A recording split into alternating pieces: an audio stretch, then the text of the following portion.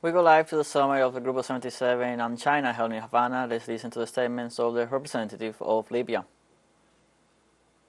On behalf of His Excellency the President, Mr. President Miguel Bermudez, the President of Cuba, Your Excellencies, Head of States and Governments, His Excellency, Mr. Antonio Guterres, the Secretary General of the UN. I would like to start my statement to you, Your Excellencies, while mourning is surrounding Libya because of the disaster that occurred in Libya in the district of Green Mountain as a result of the hurricane that caused the death of thousands of victims, between people who lost their lives or injured, or even people who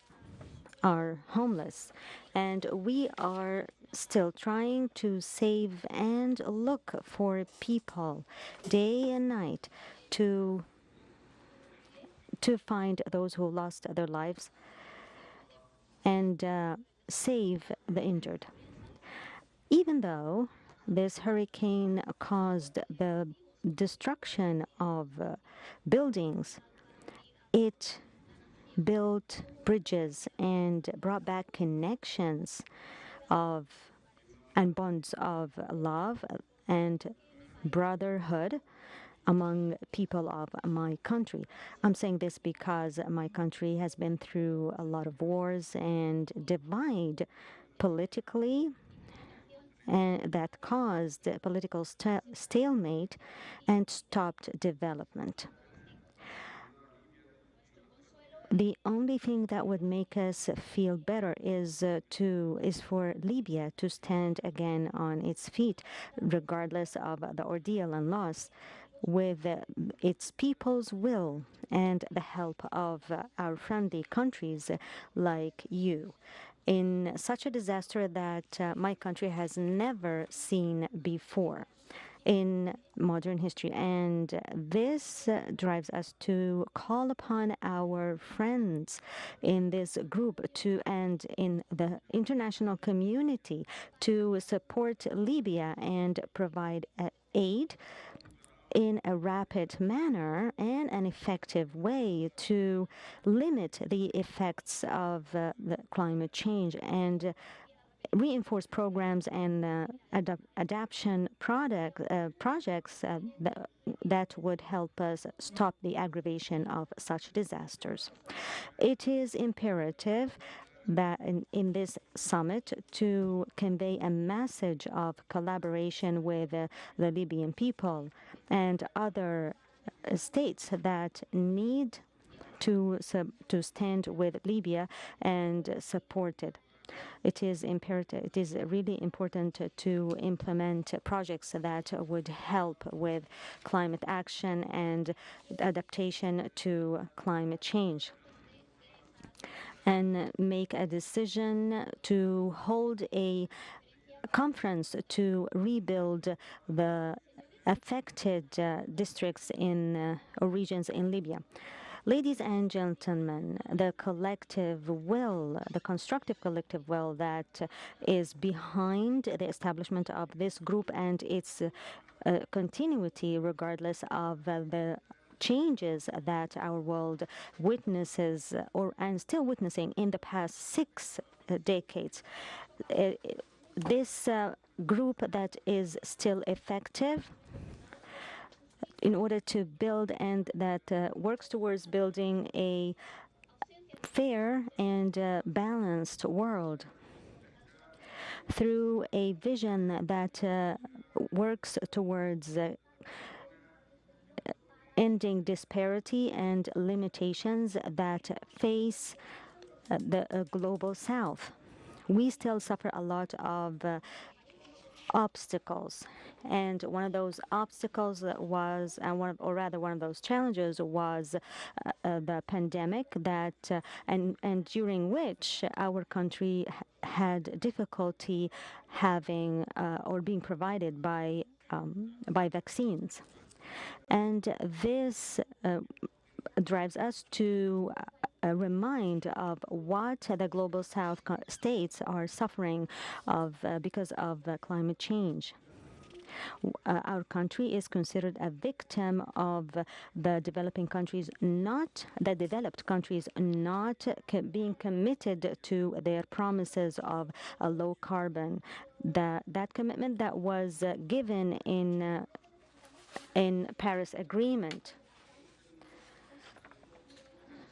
This is why we all have to agree upon the joint statement or the declaration of this group that is held in Havana, so we can push towards technology transfer and creating platforms that would lead to more access of technology to all countries, and creating more platforms for all countries to have access towards technology, into science, technology, and innovation. And that is in line with pushing towards restructuring of the financial or the global financial organizations to be more fair. We have to change a lot of policies in the context of the UN, so it would realize the vulnerability and work towards supporting the less developing countries. And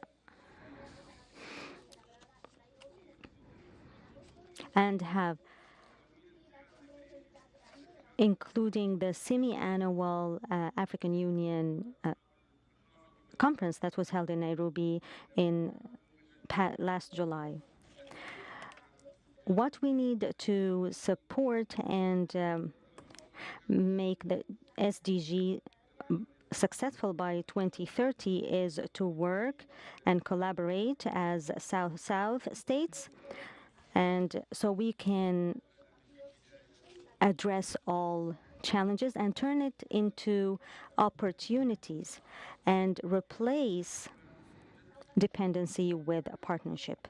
This is why we reiterate our complete commitment and support to G77 plus China to lift the coercive sanctions, the unilateral coercive sanctions that are imposed on the Republic of Cuba.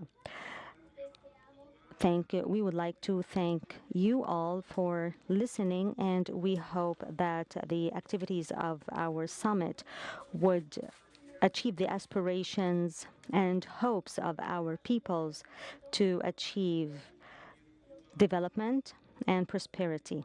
I would like to extend my thanks and appreciation to the President of Cuba and its people for their hospitality. Thank you very much.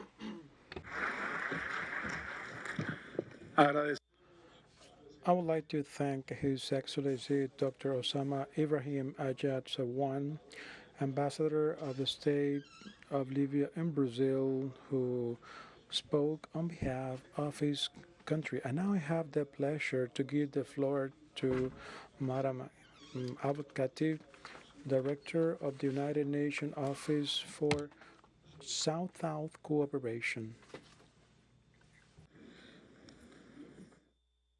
We were listening to the statements of Salih Ibrahim Ayad Sawan, ambassador of the State of Libya to Brazil. The official made reference to the deadly flooding experienced recently in the African nation and reported on ongoing rescue work.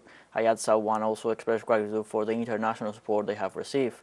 The official said it was imperative that the summit conveys a message of support for his nation.